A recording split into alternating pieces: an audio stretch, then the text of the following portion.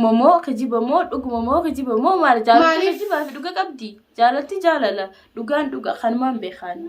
Ati amma dhugumaan bahar jaalatti heerumuu deemte malee qotaa fi miti jechuudha. Sanana fi rabbi tokkicha beeka garaa kiyya keessa beeka ilma nama maaltuma galchaa fadhuun jaaladda fadhu qotaa fi heeruma maaltuma. Assalamu alaikum warahmatullahi wabarakatuh. Daawwattoota fi hordoftoota keenya akkam nagaa fayyaa qabdanii jirtanii baga nuuf jiraattan nutis numa jirra gaafnu alhamdulillah. Araan tana tasliim aartee jirti waan isii aarsee sin beeku mee garuu dura salaamtaa gaafadhu. Assalamu alaikum warahmatullahi wabarakatuh. Washamaa kafane kabajamtoota fi daawwattoota keenya. Bakka jirtan mara salaamtaan teenye ta'onni irraa burqatti sinaa liqqabdu. Tasliim tun gisee kaameraa keessa ilaalee nama gabaabaa wayii fakkaata mee akkana dhaabadhu ziktee. Hai na tuffatte siraan dheerachuu danda'a barkuma. Lakkisanii miti lafatti dhugumaan xiqqoo dheertuudha garuu gisee kaameraa keessa ilaalan hedduu gabaabdu fakkaatti. Anu irra guddaa namni gisee lafa na arkeen gisee namni kaameraa keessa na ilaalu gisee lafa na arkeen nama dheeraadha bas gisee kaameraa keessa na ilaalu nama gabaabaa fakkaatti. Taakasiitu hordoftoota keenya warra isinitti ni eetummeessu. Maaliif dhuftanii jechuun keessanii hin oolamu. Egaa namni mana tokko keessa jiru gammachuu fi gaddaas walumaan qooddata. Anillee baga gammaddee isin jechuuf hin dhufe. Maaltu isin gammachiisee jechuun keessanis waan hin oolamne egaa. Waan nu gammachiisu egaa bahar hayyamuu isaati bahar hayyamee jira. Tasliimni jaaladhaasi ni fuudhaasi. Rakkoo hin qabu yeroo gabaabaa keessatti ni kaan goradhaa akkuma abbaa kiyyaa fi maanguddoon mana warra ililitti ergadee ni kaa goradee tasliimis inshallah yeroo gabaabaa keessatti ni kaan goradhaa jee jira. Baga gammaddee si jaabitti tiyyaa baga rabbis gammachiisee maaliif namni wal jaallatu tokko yoo wal akkate hedduu nama gammachiisa.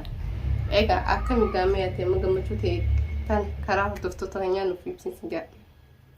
Gammachuuti. Ayyeen maal ibsa dhagaa gammachuuti yaa'ee. Egaa daawwattoota fi kabajamtoota keenya ani hedduu kan gammadee baarna fuudhuudhaaf jechuudha. Gammachuu guddaan na dhaga'ama isinillee kan na gammaddanis galatoomaadha. Egaa baga gammaddee otillee siif gammannee jirra. Maaliif duraan hinaata namaatiin itti seenii jechaa turte garuu hinaata keessatti osuma jettu keessatti jaalaltii itti dhuftee jechuudha. Jaalaltii dhugaa eega qabdeefu heerumtee jirti sadaffaa taatullee heerumtee jirti nama lama booda taatullee heerumtee jirti jaartii xiqqoo tajaamtu ammasii jechuudha. Waan hundaafuu akkamirraa laaltamee waltii taate. Anamma jaartii xiqqoodha hedduun gammada jaartii xiqqoo ta'uufilleedha. Garuu sila dhiisigaa waa hunda naasawanii beete gammade alhamdulillah. Alhamdulillah baga nama alhamdulillah wallaalu rabbi nu godhini gubbaan heerumuudhaaf gammade. Keessaan heerumuuf hin gammanne. Keessaanis heerumuudhaaf gammade haala isaa taatuun maaluma taatu. Egaa duraan hinaadaaf hin heerumee jechuu jirta. Heerumuu deemaa hinaada namaatiif hin heerumuu deemaa jechuu jirta ture. Garuu amma hinaada sanifirraa dhiisnee moo hin dhiisne mee yaada kee kana karaa hordoftootatis nu himi. Maaliif hinaadaaf jecha hiree michoo hin balleessinaa hiree michoo hin taphatinaa nama hedduu jeetii karaa koomentiin nu barreessu jira. Egaatis namni yoon jaalanii namni dirqeedhaan itti heerumsiin jiru maaliif duraanuu biyya mana kana kan dhufte asuma taa'uu fi asuma dalagattee asuma raawwaa ofii malee baariitiin heerumaa jettee hin dhufne saniifuu ammas yoo ati jaalanii yoo jaalala baariin qabaanii namni takkalee namni itti si dirqisiisu. Ani Itoophiyaa irraa yeroo dhufu deemaa jeetiin dhufe taaribaan deemaa jeetiin dhufe garuu taaribni xiyyaa kan hin anneedhee dhufe yamanuma naambise. Gaara suudii qabaanan sanuunuu nan geessine gaaruma sanii laalaa hojeetiin dhufe irra guddaadha. Na dabartee dhiisii hundinuu. Si dabarte garuu amma akka misila dubbii hinaata jaamtu sanifirraa dhistee dhugumaan jaalatteeti heerumuu deemtisa. Moo hinaata kana barta karra lamarra sadii nama hedduun na gaafatu jira waa'ee kanarra mataanuu na dhukkubee wallahi. Egaa baga gaafii sitti heddummeessa. Maali wayi akkasii dhugumamoo kijibamoo maali jaalatti kijibaa fi dhuga qabdi jaalatti jaalala dhugaan dhuga kanumaan beekan. Ati amma dhugumaan bahar jaalattee heerumuu deemta malee qotaa fi miti jechuudha. Sanana fi rabbi tokkicha beeka garaa kiyya keessa beeka ilma nama maaltuma galchaa fadhuun jaaladda fadhu qotaa fi heeruma maaltuma nama dakhalaawu.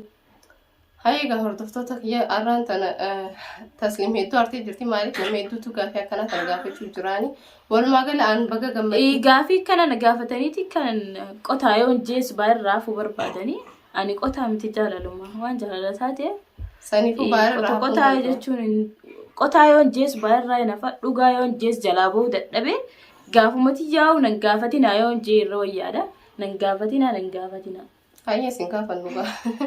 Takkasiiti waa hundaafuu bakka rabbi si gammachiisee walaakin qotaa namaa qota jettee bultii keessa hin seenini sin jaa maaliif qotaa namaa qotaatu bolla namaa qotaati mumkin amma dura bultii itti seentee hin agarre garuu bultii namni itti seenee agarre masalan aan takkitteenu bultii itti seenee arkeetiin jira maaliif qotaan namaa qota jettee bultiin taane keessa seentee hayaataaf dammaruudha siif galee boddeen ta'e. Bultii tana itti seenuu dhabuu maaltu beeka akkanumatti naasee nafirraa bultii fadhe itti seene tahaa. Haa akkamatti ni jaaladha na fuudhuuf deemaa baarii ittiin heerumuu barbaadaa jechuu jirtan hojii sanumarraa kaanis hin jechuu jirre. Ani tabaaruun baanu ati nama bultitti seenini ati nama bultitti akkas hin ta'in jechuu jira namni akkana bultitti seenini fi akkana bultitti seene eenyu beeka.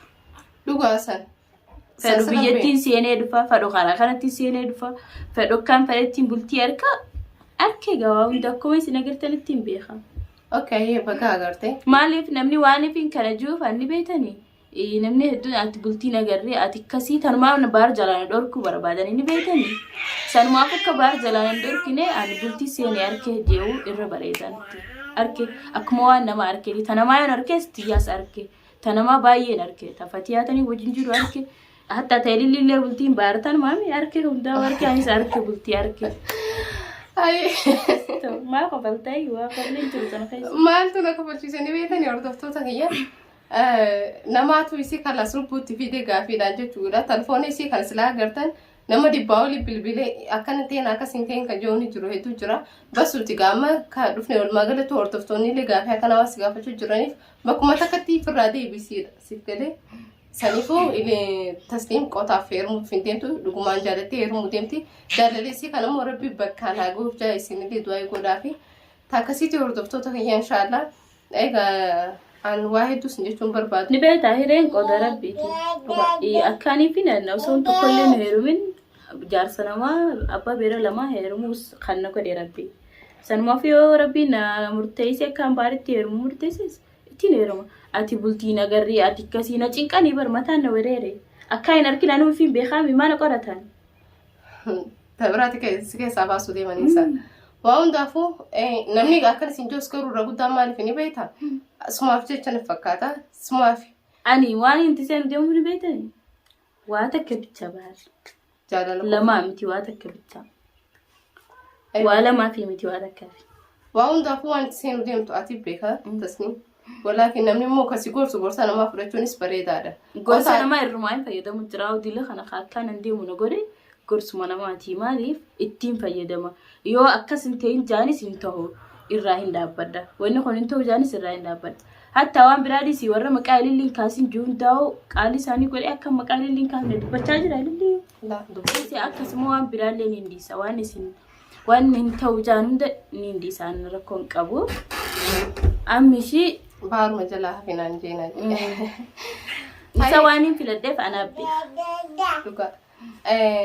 Baargaa dhalaaleen biraattillee tabirasii booda dhuftu ni hayyamtamoo hin hayyamtu akkeemmaa proffaa. Isa moo? Anuun harkanneen tabiraati nama ifi harkateetitu kanaa dhuftuuf itti yaada. Dura waan amma jiraaf xaniiti taboodaatis booda qabdi. Sanis gaa akkana ni lillii jeeqatti kana jeeqxooltees sun gubbaa taasisa. Injee kamtu maaliif atis namarratti heerumtee mitasirratti heerumtee dhuftee namaa takka akii haftee jirti. Afuraffaan sunis dhufuun isii waa hin oolamne saniifuu qopheessi taa'ee tatanaas hin jechuudha. Ati kan jechuu barbaadda? Akkana niif qopheessuu barbaadda? Kan inni rifatini faansi jechuu barbaada. Afuraffaan dhuftus maaliif sadii? Yoo an harkadhe tabiraa sunuu ni harkadhu. Dura anummaa na harkadhu. Bas akka an harkadhu sanuu kasi. Gubbuma gubbaadha yaani keessaa waanidha. Ayeega waa hundaafuu inshaallah yeroo gabaabaa keessatti rabbii gammachuun waa dhageessisuu anis hordoftoota kiyyaas isin jaa. Warri immoo namni tokko isin ijoollee biyya biraa jirtan osoo hin ta'in namuma as keessa jiru namuma magaalaa kana keessa jiru irra dawwalee ati maaliif abbaa ilmaanii heerumtaa osooti dardarrii jiru osoo namni meeqa jiru ati maaliif abbaa ilmaanii heerumtaa jiranii namni jeequ jiraniin hedduudha jechuudha. Garuu hin jeeqinaan isin jaa maaliif waa'ee isii waa'ee dhimma isii waa'ee jiru isii isiitu beeka. Nama jaalatteetti heerumu nama jibbite dhiisuu mirga qabdi waan dabaree silaa'u Garuu ammaan tana keessatti jaalalti itti uumamtee jirti jaalala baharni qabdi jechuudha mijoon tuni. Hin jeeqinaani isin qotaadhaaf heerumuuf hin deemtu bahar jaalattee heerumuu deemti bahar immoo yoo isin jalaa hafanaan jaan hordoftoonni kiyya jalaa hin hafaa. Yoo jalaa naafi itti heeruminaan jaan katee siftaa kanaan jaante ni heerumaa jettee jirti. Akkuma naaftaan waan isaan naan jechu jiraniif hin heerumuu deemaa rukuttaa. Duraan qota jeetiin eegaleemi akkaan dhugaa godhuu kana godhe daawwattoota keenya maaliif na jajjabeessanii dhugaa godhii yaa rabbi dhugaa godhii na bira kutaniiti rabbi hunda kadhatanii garree yaa rabbi dhugaa godhii saniin dhugaa godhuu deemaanillee sababa ilma namaa san isaan rabbi naa kadhatanii sababa ilma namaa ta'eetiin guutuu deema sanumaan sininjaa imaan dubbii isinitti dheeressuun hordoftoota fi kabajamtoota kiyya taakasiitii amma booda namni takka illee akka dawalee hin jeeqneen sininjaa warri biyya biraa jirtanii isin qotaa fi miti jaalala isaaf qaba saniifuu ni heerumaa jechuu jirti. Heerumuun isii kun immoo nama tokko waliin waan wal lolchisuun qabu haati manaa isaatillee haati manaa bahaa fatiyaan hayyamtee jirti jechuudha. Arraa miti hayyamtee turtee jirti. Bas dhalaa isaaf taatuun isaaf laalee anumaa fuusisaa jechuu jirti. Waan hundaafuu inshaallah waan isin jechuu barbaade arra gaafuma lameen kanaa isin deebisuu dhufe takkaffaa baga gammaddee lammaffaa waan biraan qabu yaada kee qabatee itti xumuradhu isin jedha. Isarra jaalala argachuudhaaf baga gammaddee jedhamu gammachuun gammachuma. Gabla biyyaatti dheeranne. Yaada biraan qabatee itti uffadhu aan fixee hin jirka fayyada. Anillee yaada biraan qabu galatooma ajju tokkisin jaalannaa daawwattoota fi kabajamtoota wayyaa. Telefoona kuttee bar. Takkasitti hordoftoota kiyya inshaallah hanga xumura viidiyoo kanaa waan hordoftaniif hedduu kanaaf galatooma. Bye bye isiniin jedha.